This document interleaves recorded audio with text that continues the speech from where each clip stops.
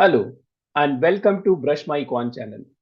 If you want to increase your knowledge of maths and wish to receive regular updates from us, then consider subscribing to the channel by clicking on the subscribe icon to the right bottom of the screen. So let's get started with today's topic of a problem on geometry. The source of this problem is GRE.MyPrepClub and this is taken from their mini test 3. So let's try and solve the problem together. So the term value is defined as sum of the length of the largest rod which can be placed inside a cube and the radius of the largest possible sphere which can be put in the same cube.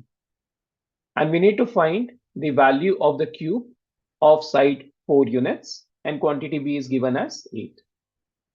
So if we draw a cube, the length of the largest diagonal is nothing but this particular line which goes from the leftmost corner of the cube to the right top corner of the cube.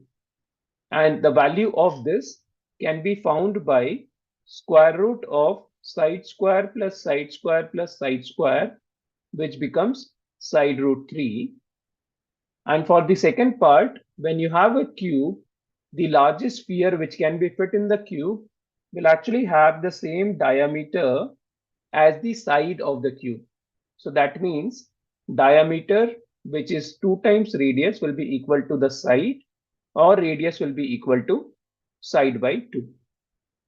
So if the side is given as 4, that means the length of the longest rod will become 4 root 3 and the length of the radius of the sphere will become 4 by 2, which is nothing but 2. So the value is nothing but sum of these two values, which becomes 4 root 3 plus 2, which is 4 multiplied by approximately 1.7 plus 2, which becomes 6.8 plus 2, which is around 8.8. And definitely this value is greater than 8. So our answer will be option number A.